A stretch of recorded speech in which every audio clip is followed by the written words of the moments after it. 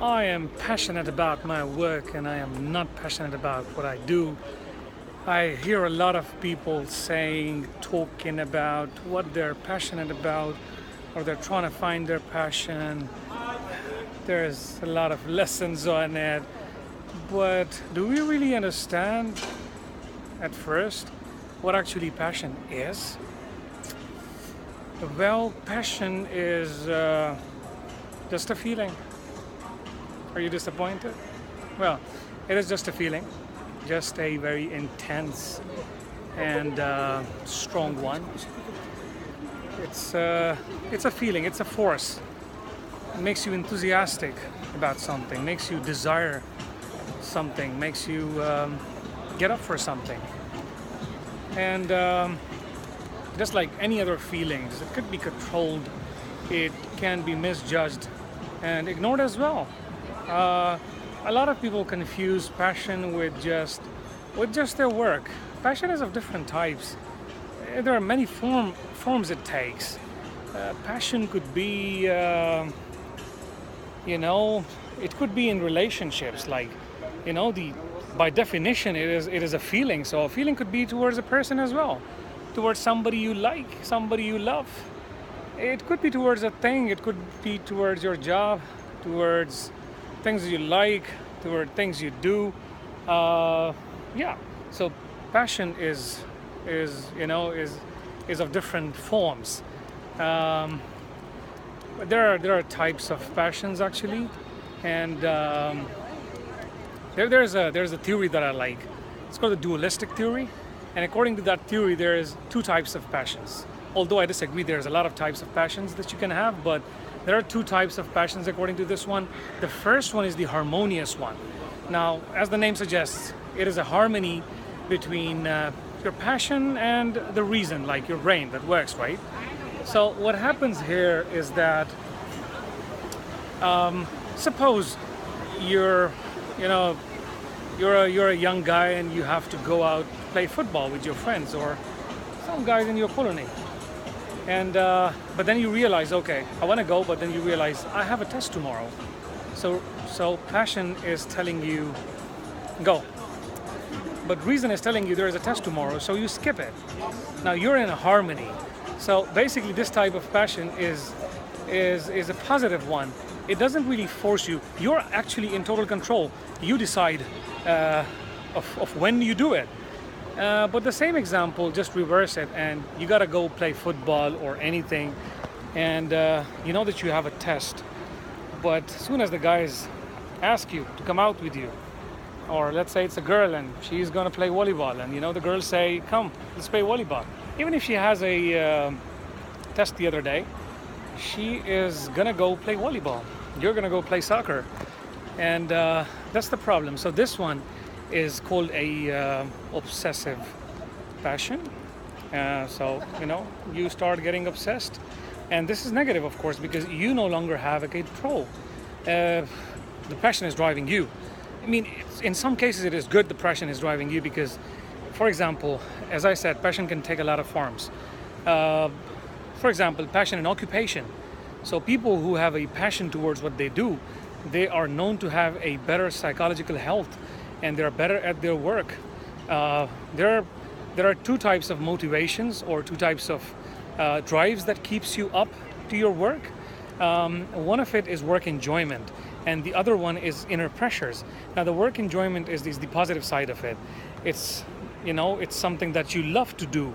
You enjoy your work, and that's why you're doing it, and not because somebody is somebody else. And you basically are motivated by the results you get for yourself. So your motivation comes from within yourself. And the second type of drive that keeps you up at work is the inner pressures. That is the negative side. And in that one, you are not driven by the motivation from within you. You are basically driven from pressures from other people. You think, what are the consequences if I don't stay late hours? In the work enjoyment, you stay late hours because you love to stay late hours, because you're so much into your work, you want to finish it now. There's no tomorrow for you, and that's why you're there. But with inner pressures, it is somebody else or something else keeping you there. So So again, I mean, it's really important to know what passion is, and then really important to categorize different things that you do. I mean, passion and hobbies. So every hobby has certain interest attached to it, and because of that interest you do it, otherwise you would never do it. And then again, certain hobbies you just get used to, you're addicted to it. Wasting time, or just watching a lot of movies, or just sitting on your ass doing nothing. These are habits which are driving you. And there are other habits, like, for example, all the artists, good photographers, they have a passion for it. And that is what can be called intellectual passion, because intellectual it is above the physical one. It is important to have both the passions, like at work, and the biggest passion, the mightiest of all, intellectual, which is to discover, the world, to see beyond, to see what is the engineering behind anything, that passion. And passion with work and hobbies is also really important. So I can give you a lot of references, but they're not going to be of any use, because at the end of the day, it's you who find out what your passion is. People usually confuse passion, as I said, with occupation, and they totally tie it up over there. And they say, well, I need to find something that I'm good at. Well, passion is not something that you're good at. Passion is something that you enjoy. And something that you enjoy, it's not important that you could be good at it. There's a lot of sports that I would like to do, but I'm not really good at those. Does it mean it's not my passion? No, it is my passion.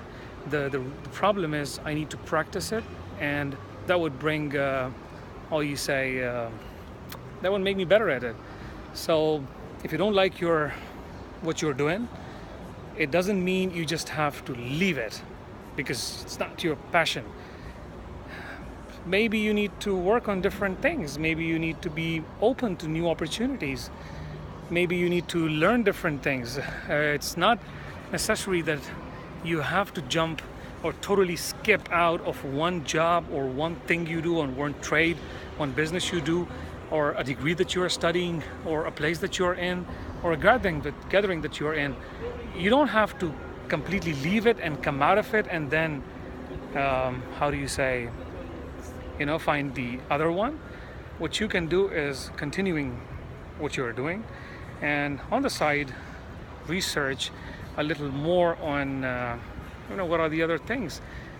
If you try out different things, you might find, it might take time, but it is worth it. In the end, you will find what you like, and again, you have to practice it.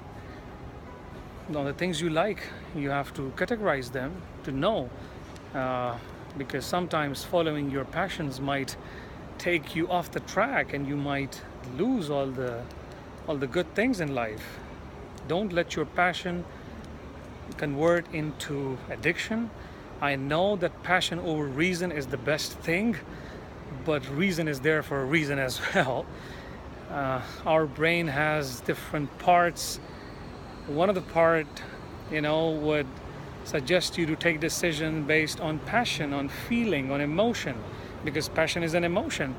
There's other part of brain that would tell you, to go for reason. As everything needs a balance, this one needs a balance too. You really need to find not the reason, not the passion, just a way in the middle. That could be a more practical way to look at it.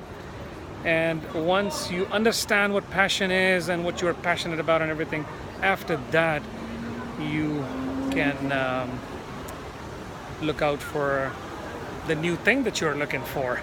Or maybe you would just find out that you are just doing fine with what you're doing right now. In any case, you will find it. So first, understand what passion is, how it works, what forms it takes, how to control it, how it goes, how it can produce something, and how it can destroy something. And then look at all those people and there's lessons who continuously, like, you find your passion, do what you're passionate about. All comes after this. First, find it.